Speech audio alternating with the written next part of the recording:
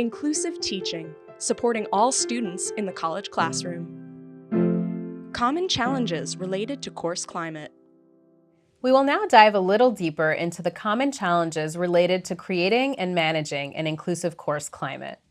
Challenges can stem from unacknowledged biases held by both instructors and students. These can include inflammatory language, such as making statements based on stereotypes or other offensive remarks, as well as the privileging of some perspectives over others. Even using examples that rely on specific cultural frames of reference, such as popular culture, sports, or religious references, can lead to disinclusive learning environments where students feel they don't belong and can't learn. The course climate quadrant presents a visual representation of centralizing and marginalizing aspects of course climate, both implicit and explicit, that can impact student learning. Centralizing refers to bringing diverse perspectives to the center of the classroom, whether it's student voices, scholarly perspectives, or the examples that are used to discuss the course content. That's right, and marginalizing refers to the ways in which certain groups of people are left out of conversations. For example, which student voices are heard in class? Which scholarly perspectives might be missing from the syllabus? And which voices are overlooked in the examples and metaphors used in class? And ideally, inclusive instructors strive to be in the explicitly centralizing quadrant. Keep in mind that the climate can shift between one quadrant and another throughout the course, and that what may feel inclusive for some students can feel disinclusive to others. Yeah, and the fluidity of your course climate requires you to know who your students are and reflect upon how power and privilege are distributed unequally among your students. The most harmful course climates are ones that are explicitly marginalizing. These are environments that are overtly hostile, discriminatory, or unwelcoming for students. This may be due to offensive language, such as racist or sexist language, or aggressive behavior on the part of the instructor or other students. Explicitly marginalizing classrooms also include, however, classrooms where the accumulation of smaller incidents add up, such as stereotypical examples, offhand comments, or insensitive jokes or remarks. These seemingly small experiences build to form a disinclusive environment. An explicitly marginalizing environment often results in students who are on high alert because they are focused on potential threats to their feelings of belonging, which negatively impacts their ability to focus their attention on the learning at hand. In implicitly marginalizing environments, some groups of people are excluded, but in subtle or indirect ways. Examples of implicitly marginalizing climates are ones in which perspectives from only one group of people are included, help is only offered to a certain set of students, or some students are favored over others.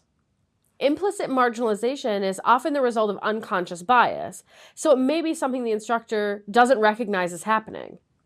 Asking yourself reflective questions such as, who is talking in class and who am I responding to most often, can help shed light on implicit exclusion of certain students. When it comes to inclusive teaching, many instructors are in the implicitly centralizing quadrant, which means that they validate alternative perspectives and experiences, but in unplanned ways. In these environments, instructors might ask for students questions and devote class time to talk through alternative perspectives, but they haven't planned for these conversations in advance.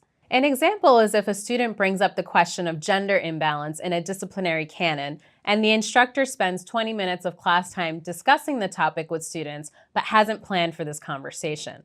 In this case, the instructor valued the contribution from the student and validated the question with a lengthy discussion, but if the student hadn't raised the issue, it may never have been discussed. What topics, authors, and issues are prioritized in the class demonstrates to students what instructors regard as essential to their disciplines. These curricular choices determine whether students see themselves and the topics they are passionate about reflected in the class. And these choices can convey messages to students about their own place in particular fields of study, as well as in the classroom space. To create an inclusive course climate that's explicitly centralizing, instructors must intentionally and overtly incorporate marginalized perspectives into the course design.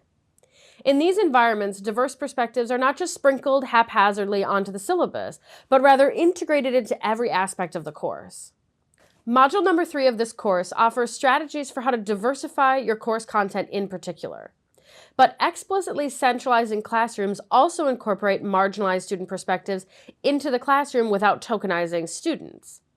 An example of tokenization is when instructors or peers ask students to speak on behalf of an entire identity group, for example, speaking for the Black community or from the female perspective.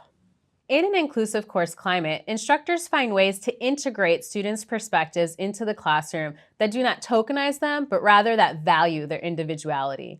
In these environments, instructors also avoid asking students to disclose information about themselves that they may feel uncomfortable sharing, such as a disability or their sexual orientation.